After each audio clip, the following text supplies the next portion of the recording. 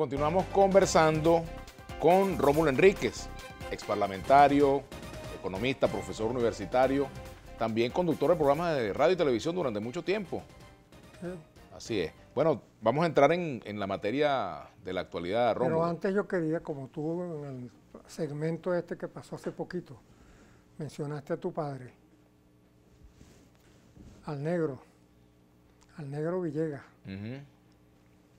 Cuando a mí me pusieron preso teniendo 16 años de edad, que por segunda vez me ponían preso en la Seguridad Nacional. Cuando Pérez Jiménez. Cuando Pérez Jiménez. Me llevaron a un reposo prolongado de casi un año en la cárcel del Obispo. Del Obispo, ahí en... Que era una cárcel medieval. Sí, señor. Ahí se dormía en el suelo, no teníamos ducha, no teníamos lavamanos, no teníamos cubiertos para utilizarlos en la comida. Éramos como unos animalitos metidos en una cueva. Ahí conocí yo a tu padre. Yo tenía 16 años. Y fue muy útil que yo conociera a tu padre, al igual que conocí a otros presos políticos. Destacados presos políticos que había allí. Pero me llamó mucho la atención que tu padre se empeñaba en estudiar algo. Y a veces si caía un libro de francés que había por ahí, se ponía a revisarlo. Pero su interés principal estudiando era la agrimensura. Esa técnica que se utiliza para medir terrenos, medir haciendas, etcétera, etcétera.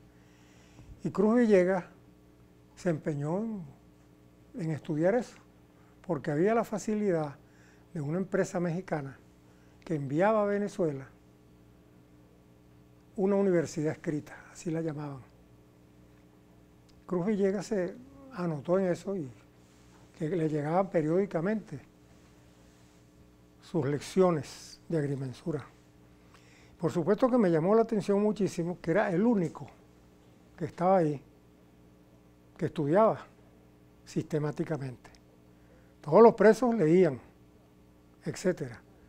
Leían y leían, pero que estudiaran sistemáticamente una profesión o una rama de la historia o algo, eso no lo hacían. Yo me anoté de segundo cuando llegué, porque me puse a estudiar lo que de economía caía en mis manos y francés, sin profesor. Y a propósito de eso, yo todavía, tantos años después, puedo leer un periódico en francés, una revista en francés, por ese empeño del muchacho de 16 años, durmiendo en el suelo y leyendo en el suelo. Y éramos ya dos que estudiábamos sistemáticamente algo que nos iba a dejar cierta formación.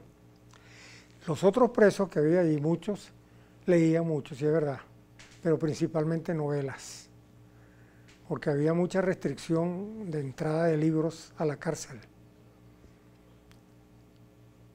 Hilarión Cardoso, un dirigente del partido Copey, recibía siempre sus novelas, que me las daba prestadas a mí. Por cierto, que ahí revisaban en la entrada a la cárcel los libros. Si era un libro con un nombre sospechoso, no entraba. Sí, son muchas las historias de esa cárcel que tanto contadas por mi papá como por mi mamá, que nos contaba cuando iba a visitarlo allí. De ahí él salió confinado al Amazonas y estuvo varios años en la selva amazónica preso. Claro, ya te voy a decir cómo fue ese episodio cuando se fue Cruz Villegas. Pero te decía lo de la lectura y los libros, las novelas que me daba prestado Hilarión Cardoso. Por ejemplo, me mandaba siempre libros de Howard Fast, me los pasaba ahí en la cárcel. Howard Fast, autor norteamericano, novelista, revolucionario. Pero los esbirros que revisaban los libros no se daban cuenta que si un libro se llamaba Mis gloriosos hermanos, para ellos no significaba nada. Y así eran los libros. Y yo leí varios libros prestados por Hilarión Cardoso, engañando a los carceleros. Pero imagínate. Mira, tu padre cuando leyeron en la cárcel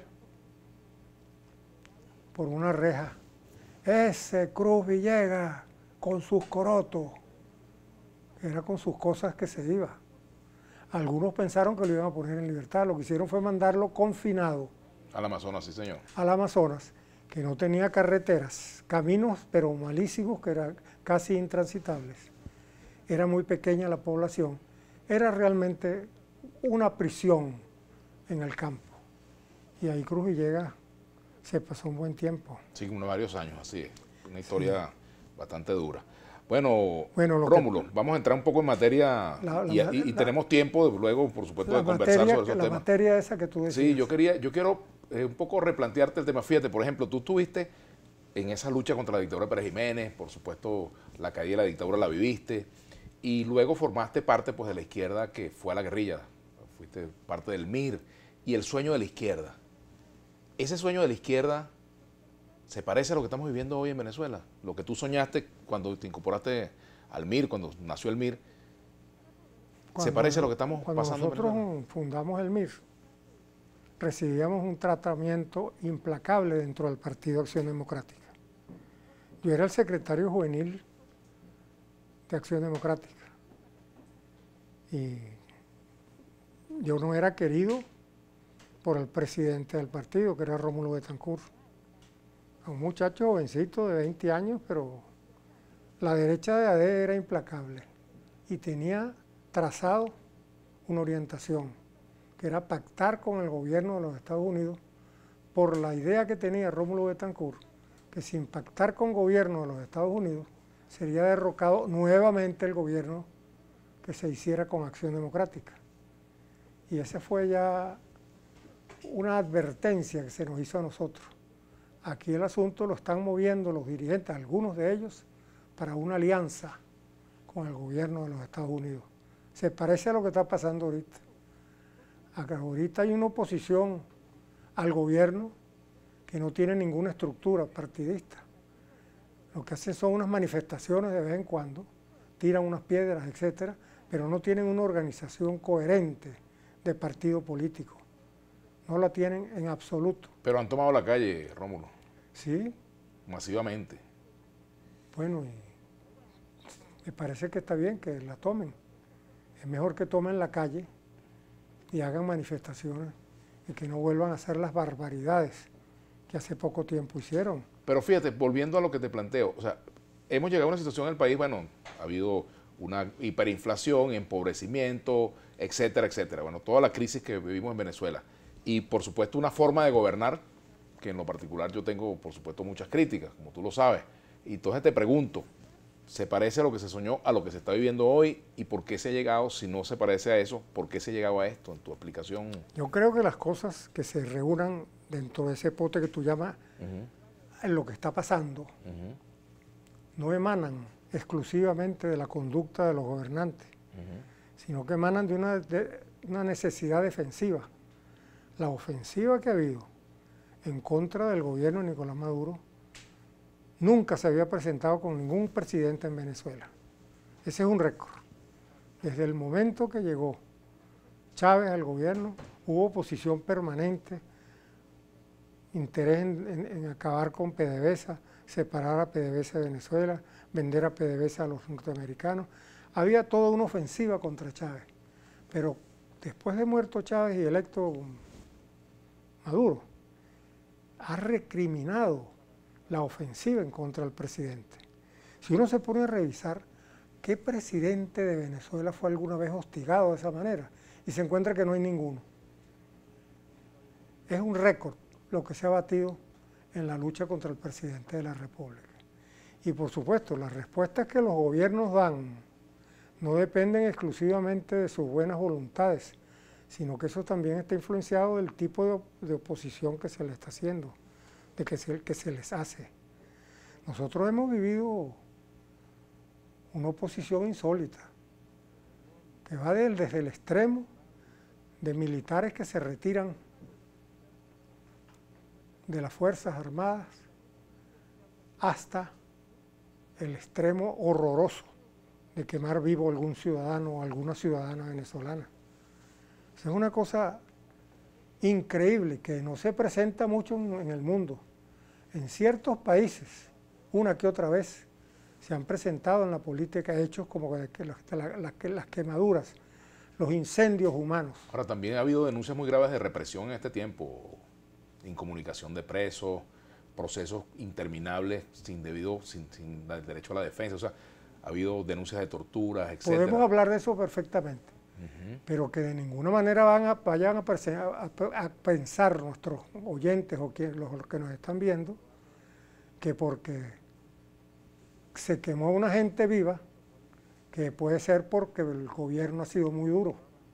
Así un gobierno sea muy duro, si la respuesta es de quemar vivos a los ciudadanos, eso es un crimen horroroso. Ahora, yo no creo de ninguna manera que aquí ha habido incendio, quema de muchachas, de muchachos, que lo ha habido por represión en el gobierno.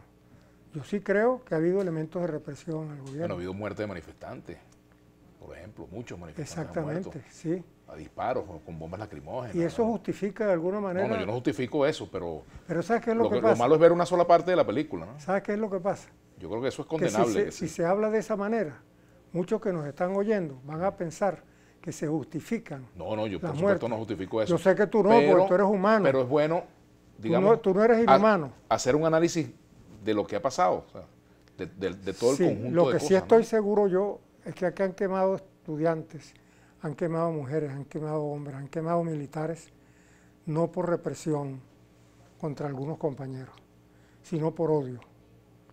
El odio que se ha cultivado, que se ha sido cultivado en alguna capa de nuestra población es gravísimo. ¿Y tú crees que el odio está en un solo lado? Vamos a hablar de eso al regreso. Tengo que hacer la pausa. ¿Cómo no? Ya regresamos Excelente. con Rómulo Enríquez y bueno, por ahí hay una reflexión que hizo Pepe Mujica sobre la izquierda en América Latina que la vamos a comentar también. Ya venimos con Rómulo Enríquez. Nuestra etiqueta, Política a la Una.